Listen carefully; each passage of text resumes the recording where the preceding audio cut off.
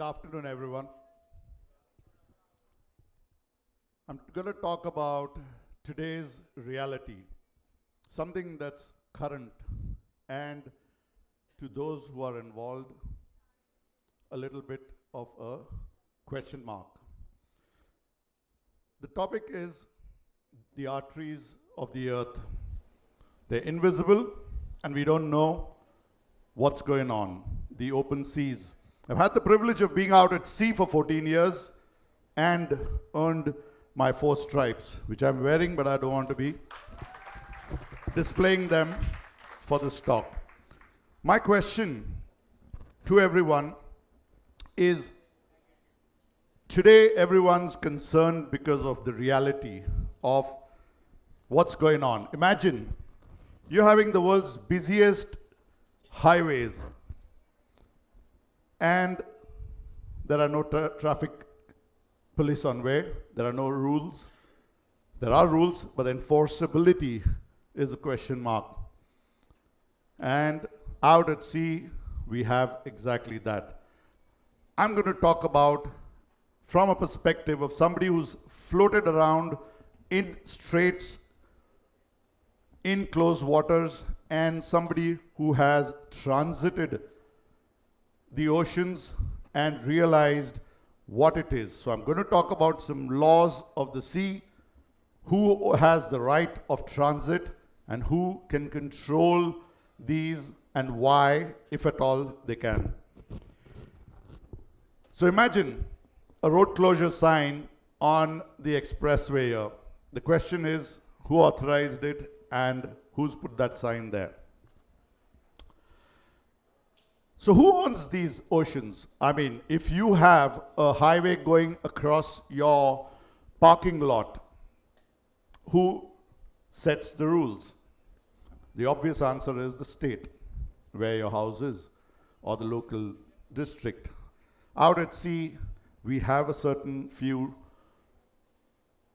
precedents and laws which a good number of countries have adopted.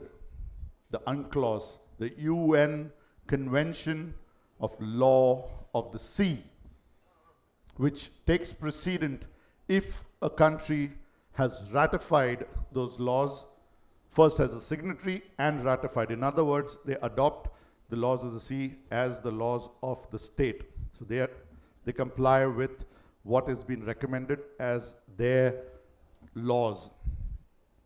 So, in other words, we have got aspects of why we are talking about it today, because of the current scenario of what's going on in a place which is very dear to me, which is the Middle East. I've spent 22 years of my life in the Middle East, being a very proud Indian with an Irani surname behind me. I have built a business called Constellation Marine in the UAE. We've got 3 branches there. And I remain worried of what's going on there.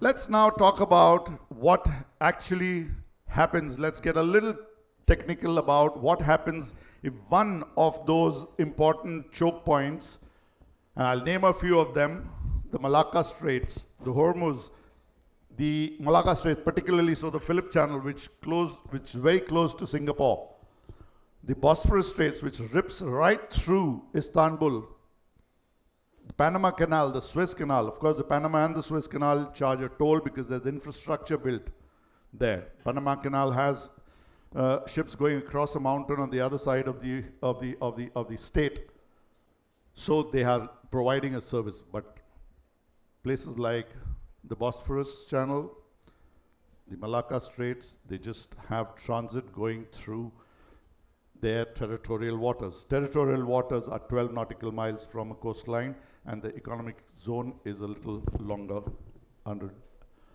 plus nautical miles. So when these straits have any kind of disruption, we have a question mark as to what happens on the other side and who suffers, who pays.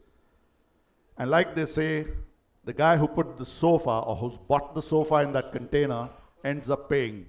Or the guy who ordered the fuel at the fuel station ends up paying. Whatever tariffs, whatever extra bit, whatever delays, at the end of it, whoever procures the stuff that comes through this will end up footing the bill. So let's talk about the next aspect, which there are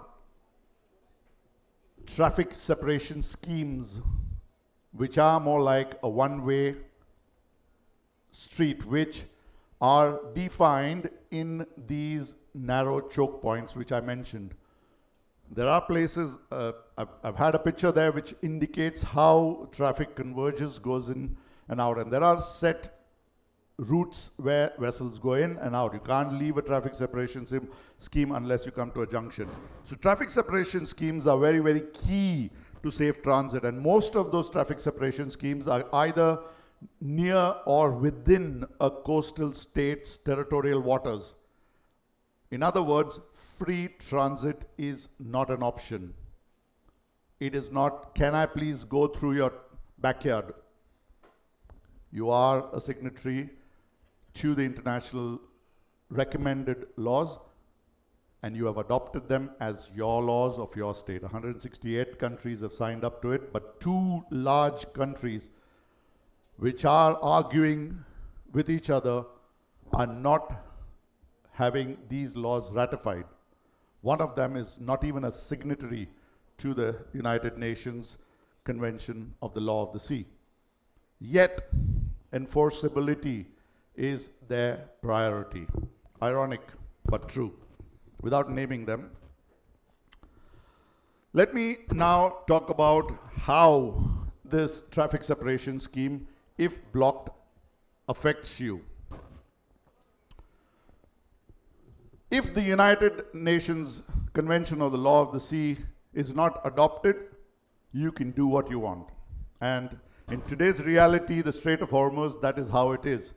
Oman on the southern coast, which has the territorial waters where the Strait of Hormuz passes through, has signed and ratified the UNCLOS. But the United States, you can look it up if they have signed or ratified it, but yet are objecting on what's going on there. I say this with as neutral a position that I am privileged to take as an independent consultant. I have no preferences. However, there is a lot of information out there about the United Nations Law of the Sea, but let's talk about what is the right of transit. The right of transit means you have to allow free passage to international traffic, to ships. I have been privileged to transit through these choke points, most of which I've mentioned, at least hundreds of times. Yes, if you're too close to one side of the channel or the other, you will get a call on VHF saying, motor tanker so-and-so, you're too close to the shoreline, you're too close to one end of it or the other. Or if you cut across, there would be a fine. Try that in Phillips Channel. They're watching you like a hawk. And if you get a little too drifty or get too close to another vessel before you have a contact, you will be questioned by the coastal state, which has the right and the privilege of pollution rights, of safe navigation. They have the right to stop you and board you for inspections, etc., if you are somebody who is transiting the vessels, the traffic separation schemes dangerously. Now, let's talk about what happens if you don't, and what happens if you breach these laws. Each of these conventions, and we talk about the IMO, which is the watchdog and comes up with conventions, the International Maritime Organization, which suggests laws like safety at sea, pollution laws, and laws with regards to the traffic separation schemes. Now, these laws are recommendations. It's like playing a football match with no referees and everyone's supposed to know what to do. not to go offside and not to create a foul. Now, with that said, the IMO also has the power of putting. I've been having the privilege as a registrar for a large maritime flag registry to be witness to how the General Assembly operates and how laws are passed. And without commenting, I can tell you it's a very, very stringent and a very well-structured process. However, these laws are presented to the countries for adoption. Only after those are adopted, that becomes law. And they're obliged to follow that.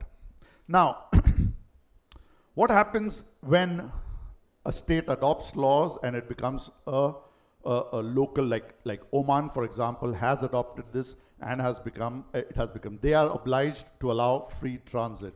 In other words, if you are passing through my backyard, you cannot say no, even if there's a large tanker or a huge crude carrier or a large or a cycle wala going around.